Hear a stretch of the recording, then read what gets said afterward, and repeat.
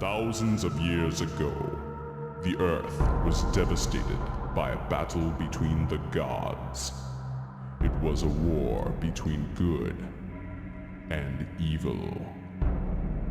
A war that would decide the fate of the world and plunge it into centuries of darkness.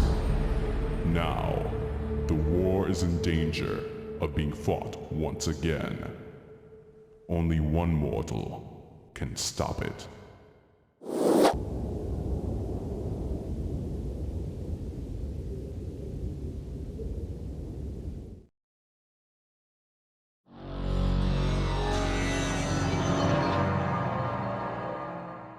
Mortal Kombat was the violent alternative to Street Fighter that took the video game industry by storm.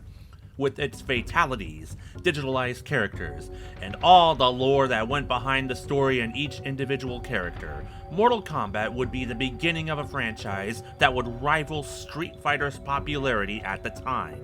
Mortal Kombat's popularity would also become one of the leading factors behind a moral outrage against the realistic depictions of violence in the early 90s. I don't think they'll have this at home, no. You don't think so? A little bit too violent. You look a little startled. Yeah, it's a little too violent, I think. That's pretty bad. That's just plain gross. Furthermore, advanced technology allows digitized video of real martial arts actors, making the action look real and not as cartoony. In fact, Mortal Kombat so shocked the managers at a nationwide arcade chain that they tried a sanitized version of the game. Instead of chopping the opponent's head off, he simply disappears. Sales dropped 40%. Taking its cues from the movie and videotape industries, video game makers are moving ahead with their plans for a rating system. And today, they say those ratings will be in place by the December holiday buying season. Ultimately leading to the creation of the Entertainment Software Ratings Board in 1994, done in response to then-Senators Joe Lieberman and Herb Kohl's congressional hearings on video game violence. Despite all the outrage and accusations of corrupting the youth, Mortal Kombat would still be enjoyed by all audiences, including, for better or worse, children. Sequel games were produced. Cartoons were produced. Music albums inspired by the game were produced. Comics were produced. A live-action film was produced. Your brother's soul is mine. You will be next. Each helping Mortal Kombat become bigger, more popular, and more wide-reaching to all audiences. In 1997, the Mortal Kombat franchise was ready for new challenges. One would be to take Mortal Kombat into the third dimension with Mortal Kombat 4, and to create a new type of game within the Mortal Kombat universe, Mortal Kombat Mythologies. As stated on the game's official website, Mortal Kombat has always had a strong cast of characters, each rich with his own backstory and plot twists. The idea behind Mortal Kombat Mythologies is to be able to delve deeper into the histories and adventures that the previous Mortal Kombat fighting games could only mention. This was the spark for Mortal Kombat Mythologies Sub-Zero. Instead of a pure fighting game, Mortal Kombat Mythologies would combine elements of a fighting game with the platformer and the action role-playing game genre. The game was worked on by veterans of the Mortal Kombat franchise, including series co-creator John Tobias, composer Dan Forden, artist Carlos Pesina, and actors John Turk, Carrie Hoskins, and Nia Lontelongo. The game would be worked on for 14 months. Longer than the original Mortal Kombat. It would be released on the PlayStation in October 1997 and the Nintendo 64 in December 1997. The PlayStation release of the game would feature live-action full-motion video cutscenes to help flesh out the story of the game. Quan Chi, tell me, what about our payment? Oh yes, I almost forgot. The bones of your arch-nemesis and leader of Scorpion's ninja clan.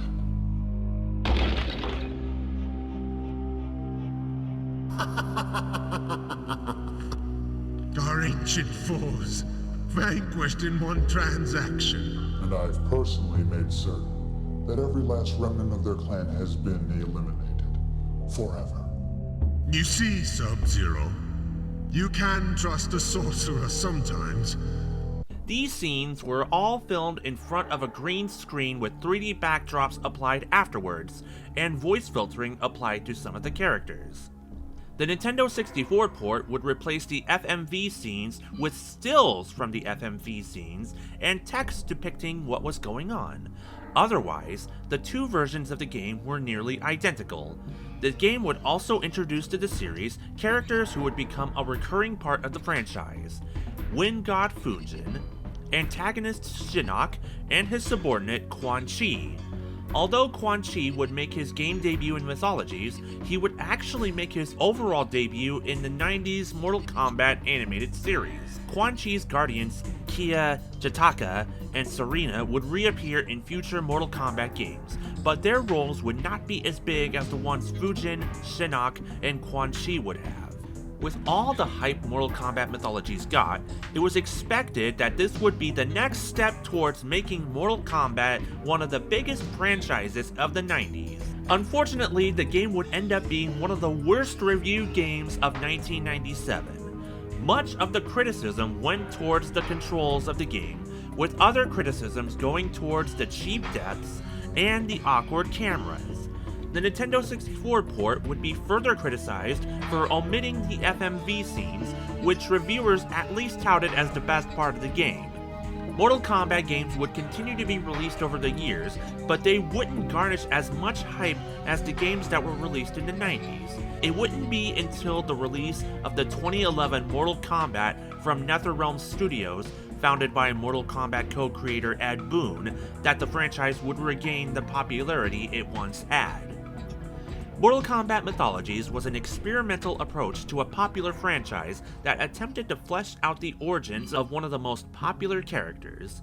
Some of the ideas were well implemented, but many other ideas unfortunately were not executed. They were either lauded, turned into jokes, or both.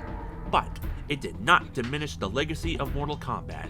It still remains one of the most influential fighting game franchises of the 90s, and its resurgence in the 2010s helped reignite its popularity and would remind people of what made Mortal Kombat so significant.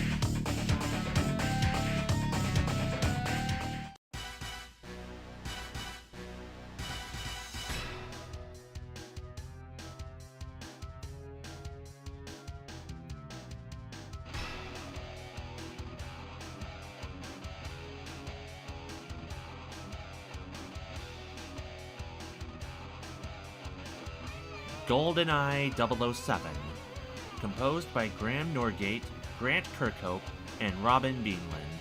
Rarely, with the strongest possible emphasis on the word rarely, and without any intentions of a pun, do video game adaptations of movies or television shows equal or surpass the quality of the original source material. This game, once it was released, not only overshadowed the GoldenEye movie by leaps and bounds, but also revolutionized two types of gaming styles: multiplayer gaming and first-person shooter gaming. It was, beyond a shadow of a doubt, one of the most influential games released in the 90s. Norgate and Kirkhope composed roughly half of the soundtrack. Beanland's musical contributions to the game were the music that you heard while riding the elevators in the Janus Control Center. The original James Bond theme was composed by Monty Norman. It has been arranged and adapted for every James Bond film since the original Dr. No. Throughout the soundtrack to this game, the original James Bond theme is used as a recurring motif by the two primary composers, right down to the moment where the enemy kills you. This was all completely intentional. Norgate even admitted in an interview with Miguel Izaza for designing sound that once he and Kirkhope realized that they had the license to use the original Bond theme, they went ahead and came up with as many variations as they could for the soundtrack. The soundtrack wasn't just variations of the original Monty Norman theme. It was music that captured the feel of an espionage-style action game rather than just playing it safe with generic action music. And not every stage required action-themed music. It was exciting, intense, and action-packed, just like the Bond films. But the music was composed in a way that it didn't sound like a contrast to the game. It sounded like it belonged in the world of James Bond, whether variations of the original Bond theme were used as recurring motifs or not. Norgate was originally supposed to be the primary composer for the game, but he got so busy working on another 1997 N64 release, Blast Corps, so Kirkhope joined the music staff to help offset some of the responsibility. GoldenEye would end up becoming Kirkhope's first game as a primary composer. He worked a little bit on the Killer Instinct 2 soundtrack and did arrangement work for Donkey Kong Land 2 for the Game Boy. But GoldenEye would be his first major game. However, he wasn't able to finish composing for the game, as he had to move on to another Rare game, Project Dream, which would ultimately be revamped into the 1998 release of Banjo-Kazooie. Norgate had slightly more experience than Kirkhope at the time, being one of the primary composers for the original Killer Instinct, which includes arrangement work on the Super Nintendo port. He also got to do arrangement work on the original Donkey Kong Land. As stated earlier, he also had an early experience with the Nintendo 64 working on the score for Blast Corps. GoldenEye was both an opportunity and an innovation. GoldenEye paved the way for the first-person shooter genre to thrive on consoles, when it was typically something that could only be experienced on computers. GoldenEye showed that adaptations of existing licenses can equal and possibly surpass the original source material. It showed the world that Rare was more than just Donkey Kong Country. All in all, it was something that had never been done before, both from the gamer's perspective and from the perspective of all who worked on this game, especially the score. Your test fighter pilot just spilled his guts about Star Fox 64. Peter? You didn't tell him about the Rumble Pack, did you? No. Bob, you just did. I did. You did. Spill it, bit boy. Make me. With pleasure. Look at your little plumber boy now. What are you doing? No! Not the Mario doll hooked up to the battery cable torture test! That's enough. That's enough. All right. This is the Rumble Pack. The big reason why Star Fox 64 is the coolest cinematic gaming experience there is. It's designed with a force feedback device that lets players feel the game. Wait a second. You're telling me that this Rumble Pack actually lets players feel the game? What, like you're actually in the cockpit, flying and fighting? That's impossible. Nuh-uh. Yeah. Hook it up. I want to feel this myself.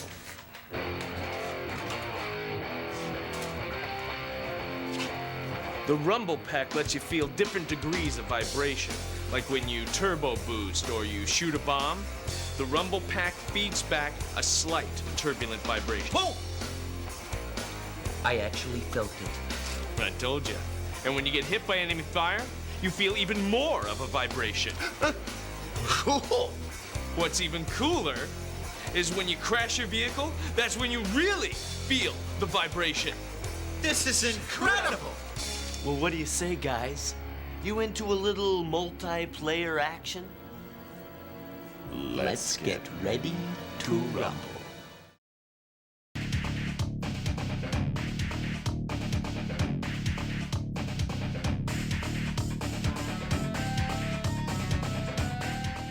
I am a freak.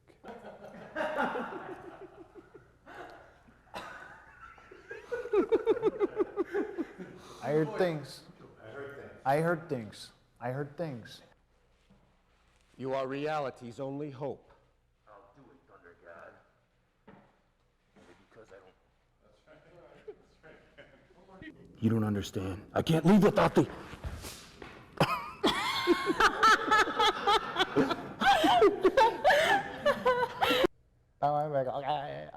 Don't make me laugh.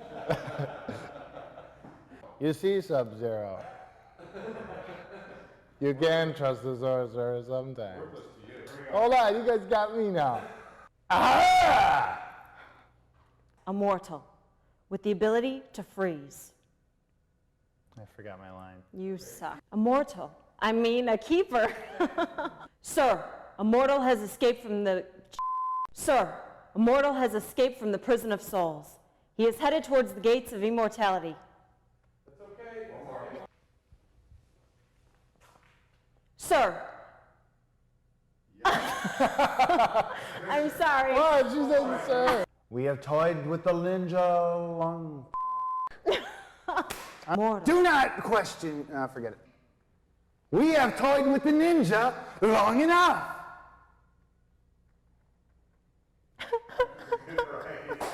Do not fail me. We, you and I. We, you, me, everybody in this room. Oh, you want answers? I think I'm entitled. You want answers?